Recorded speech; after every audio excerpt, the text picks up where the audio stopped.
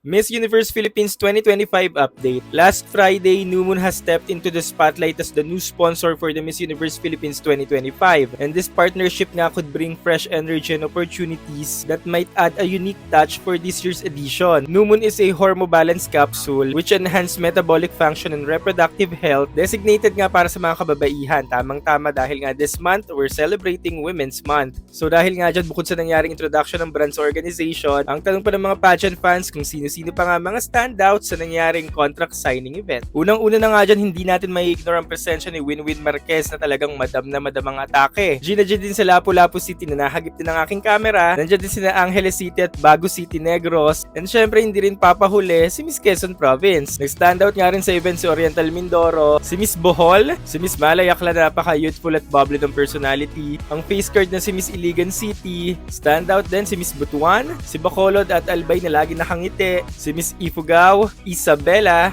Tarlac, Cebu City na sa sobrang busy sa dining na kami nagkita, Miss Nueva Ecija, Pampanga, Camiguin, Occidental Mindoro, andyan din si Siargao, Iloilo City, si Chela Falconer ng Cebu Province, Baguio City, Gwen Soriano, Manila and Los Baños, Bacoor City, Benguet, syempre Liana Aduana, Chelsea Fernandez, at ang hindi rin nagpapahuling beauty ni Tacloban City. And may top standout sa event, Katrina Liagado. At marami pa nga tayong habang mga activities for this year. Para nga sa mas mahabang chika kung sino ang umuusad na delegate for this week, punta lang kayo sa kabila, search my name, go to pod.